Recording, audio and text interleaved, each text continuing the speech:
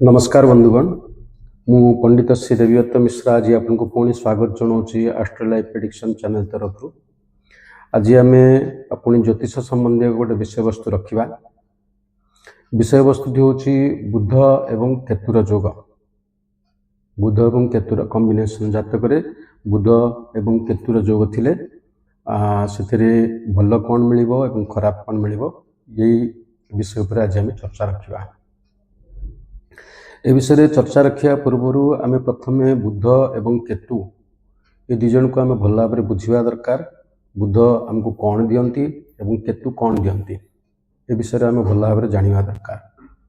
देखंतु बुध होउचंती बुद्धिर कारक शिक्षार कारक मध्य जदि आम जातक शिक्षा विषय विचार करुचु ताहले बुध पाखर विचार करिया दरकार। बहुत जगह कन्फ्यूजन रही बहुत लोग कहती बृहस्पति शिक्षार कारक बोली किंतु प्रकृत में बृहस्पति शिक्षार कारक नुहति। आपन को जदि जातक शिक्षा विषय किसी विचार करिवार अछि ताहले आपण बुधंक पाखर ही विचार करंतु बृहस्पति पाखर नुह। बृहस्पति ज्ञानर कारक शिक्षार कारक नुहति। बुध शिक्षार कारक बुद्धिर कारक एवं आपणकर कम्युनिकेशन कारक आपणकर रिलेशन कौ टाइप रहिबो आपणकर बाणीर कारक मध्य बुध। बर्तमान आम बुझा केतु केतु कौन दिए केतु आपणकर आध्यात्मिकता दिए प्रत्येक जिनस मुख्य प्रदान करे एवं प्रत्येक जिनसर डेप्थ को जीवाकू आपण को कही थाए। तो बर्तमान बुध केतुर कॉम्बिनेशन ये कॉम्बिनेशन जातक उपर कौन प्रभाव पकाए आम से विषय चिंता करिया। आपण जदि प्रत्येक छोट छोट कथा को धरी रखुचंती एवं प्रत्येक छोट छोट कथार डेप्थ को जाउचंती एवं आपण को आपण को सामना लोक ओवरथिंकर बोली कहूची ए प्रकार प्रत्येक जिनसर डेप्थ को जीवा देवा द्वारा आपण को एंजाइटी समस्या मध्य रोची एवं आपण को सामना लोक जदि आपण को मिछ कहूची आउ आपण जानी पारुचंती ताहले आपण निश्चिंत होंतु जे आपण को जातक बुध और केतुर संयोग अच्छी। बुध और केतुर संयोग द्वारा ये प्रकार फल आपण को मिल। देखो बुध होउचंती बाणीर कारक एवं बुध प्रत्येक जिनिस आपनकर लॉजिक को बुझिया को चेष्टा करे प्रकृत रे कारण कौन तर्क को बुझिया को चेष्टा करे तर्क माध्यम प्रत्येक जिनिस को बुझिया को चेष्टा करे। जेतेबेले तागरे केतु रही जाउची ताहले से आपनकर बुद्धि को भ्रष्ट कर दोची नष्ट कर दोची आपनकर तर्क करिवार शैली को परिवर्तन कर दोची जो थी कि आपण सठिक भाव में तर्क करें किंबा आपण भितरे जो चिंताधारा रही से चिंता को आपण बाहर प्रकाश करें जहाँ आपणकर मन रे चिंता थिबो आपण जहाँ कहिया चाहूथुबे से प्रकार भावना को आपण बाहर प्रकाश करें जो थिला कि लोक आपण को असम्मानित करिपारंती किंबा आपण असम्मानित मध्य निजे हेई पारंती ये गोटे कारण। द्वितीय जदि आम या पॉजिटिव हिसाब से नवा बुध और केतुर संयोग आमर सिक्स सेंस को बुझाए। साधारणतः बुध एवं केतुर कॉम्बिनेशन जो जातक मानकर थाए से मानकु प्रत्येक घटनार किछि प्रारंभिक सूचना से मानकु मध्य मिल जाए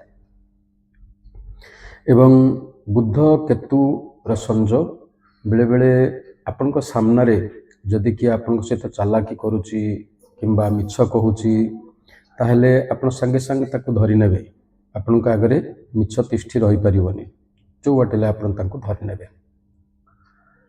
प्रॉब्लम बुध केतु द्वारा आपण को भावना को प्रकाश करि परिबेनी बाणी रे कठोरता आसीबो जदि आपनकर बुध भल कंडीशन रे नाही ताहले बाणी रे कठोरता आसीबो आपण न चाहिले मध्य बेले बेले एमिति कटु कथा कहिबे जे कि सामना लोकर छाती को स्पर्श करिबो हृदय को आघात देबो। तो या द्वारा आपण बेले बेले आपण निजर मान सम्मान मध्य हरई बसिबे बाणी रे कटुता आसीबो ଏବଂ ଯଦି ଆପଣ ଶିକ୍ଷାରେ ଅଛନ୍ତି ଅର୍ଥାତ୍ ଛାତ୍ର ଅବସ୍ଥାରେ ଅଛନ୍ତି, ସ୍କୁଲ କିମ୍ବା କଲେଜରେ ପାଠ ପଢ଼ୁଛନ୍ତି, ତାହେଲେ ଏ ଜାଗାରେ ପ୍ରୋବ୍ଲେମ୍ କ'ଣ ହେବ? ବୁଧ ଯେହେତୁ ଶିକ୍ଷାର କାରକ, ଶିକ୍ଷାରେ ନିଶ୍ଚିତ ଭାବରେ କିଛି ନା କିଛି ବାଧା ସୃଷ୍ଟି କରିବ। କିଛି ନହେଲେ ଆପଣ ଆପଣଙ୍କର ଯେଉଁ ପାଠରେ କିଛି ନା କିଛି ବାଧା ସୃଷ୍ଟି କରିବ, ପାଠରେ କିଛି ନା କିଛି ପରିବର୍ତ୍ତନ କରିବ। ବୁଧ ଯେହେତୁ ଆପଣଙ୍କର ଶିକ୍ଷାକାରକ ଅବସ୍ଥାରେ ତା ଆଗରେ କେତୁ ରହୁଛି, ତେଣୁ ବେଳେବେଳେ ଯେଉଁମାନଙ୍କର ଯେଉଁ ଛାତ୍ରଛାତ୍ରୀମାନଙ୍କର ଏ ପ୍ରକାର କମ୍ବିନେସନ୍ ଜାତକରେ ରହିଥାଏ, ସେମାନେ ସାଧାରଣତଃ ପାଠ ତ ପଢ଼ନ୍ତି, କିନ୍ତୁ ସେମାନେ ତାଙ୍କର ବହିରେ କେବଳ ତାଙ୍କର ପସନ୍ଦ ଟପିକକୁ ପଢ଼ି ଦିଅନ୍ତି। ସମ୍ପୂର୍ଣ୍ଣ ବହି କେବେ ପଢ଼ିବା ପାଇଁ ତାଙ୍କ ପାଖରେ ସେ ପେସେନ୍ସ ନଥାଏ, ଧୈର୍ଯ୍ୟ ନଥାଏ, କିମ୍ବା ସେମାନେ ବହିର ପଛପଟରୁ ପଢ଼ନ୍ତି। ଆପଣ ଲକ୍ଷ୍ୟ ରଖିଥିବେ, ଯେଉଁମାନଙ୍କ ଜାତକରେ ବୁଧ କେତୁର କମ୍ବିନେସନ୍ ଅଛି, ସେମାନେ ବହିକୁ ସମ୍ପୂର୍ଣ୍ଣ କେବେ ବି ପଢ଼ିବେନି।